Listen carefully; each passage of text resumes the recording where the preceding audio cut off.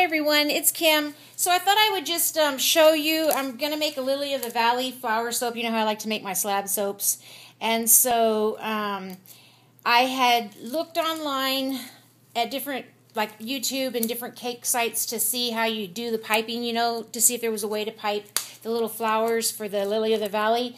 And so I came across a picture in Google Images of little, the little flower couplets, and I thought, okay, I think I figured out in my mind how I could do it. And so when I printed the picture so I could have it on my refrigerator as inspiration to look at, it looks so cool in black and white just off the regular old black and white, copier, that I thought, ooh, I think instead of doing green and white, I'm going to do gray and white. So this is my inspiration. This picture, it's beautiful.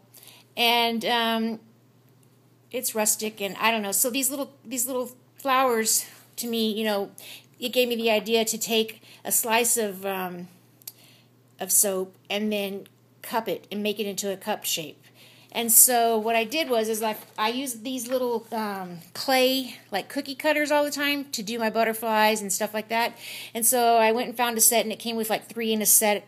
And I made a 8-ounce batch of Lily of the Valley soap that I put a lot of titanium dioxide in. I tried using a bar of soap that had already been curing, and it was just too hard. It wouldn't cooperate. It needs to be a little bit pliable. And like I said, my normal, what I always use for my embeds is 25% castor, 25% coconut, 25% palm, and 25% olive. That's my usual batch. And I either do, most of the time I'll make an 8-ounce batch when I'm doing my piping, or if I'm doing this, I don't usually need a whole pound, for stuff like this.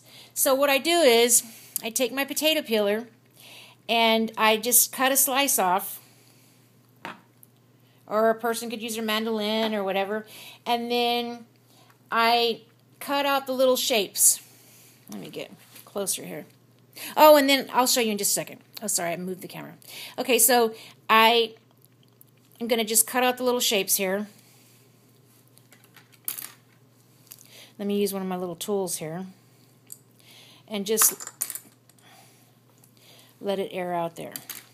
I tried cutting it a minute ago. I stopped and had to start over because all my little pieces, when I laid it on the plate, stuck to it. And I couldn't get them off because they're so thin. So anyway, I have 3 here. That's good enough to start off with. So I take these little flat these little flat flower shapes. And see, I got a set of these tools because I figured, since I'm always doing these little, flowers and things like that, these are for fondant. And they come, I think I got like 12, there's probably 6 more of these little tools that have like different shapes on them and stuff that you can use for fondant frosting. So I thought, well, I'll just use them when I do all this stuff, because to me it is the same. I can work with it the same, just like clay.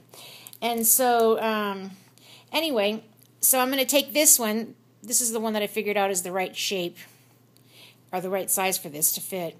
And then I just work it slowly and just bend it in. I bend it in around that to cup it. Here's the larger one.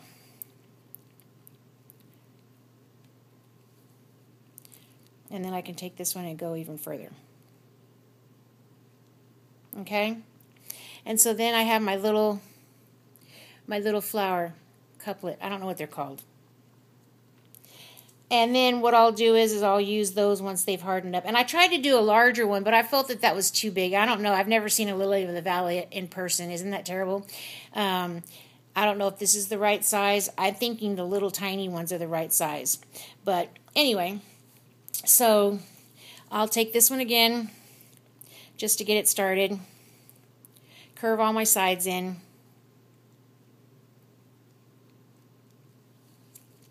And then use the smaller one to really mush it in there. And like I said, the soap has to be, I made it on Saturday, and it's been in the mold. I never took it out of the little silicone mold until today. And so it was still, like real soft, not soft. Yeah, it's pliable. It's not hard at all. Because I hadn't taken it out of the mold yet.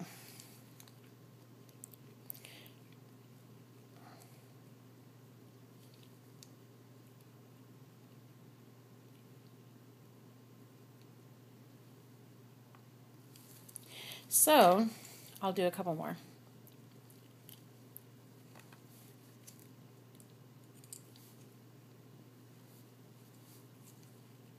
I mean, and they're just going to get washed off or whatever, but I don't know. It's just, it makes it special. And since I'm on these flour kicks, who would have ever thought?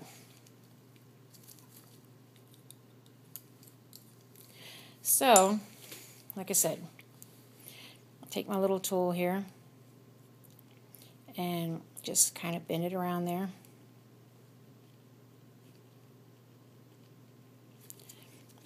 And then I take the smaller one and cup it even more.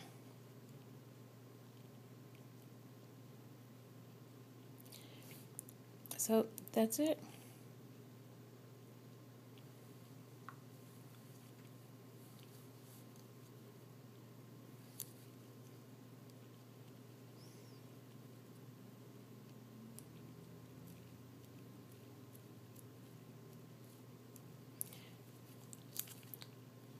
Yeah, so it'll be fun sitting here doing all this piece of 8 ounces of little Lily of the Valleys.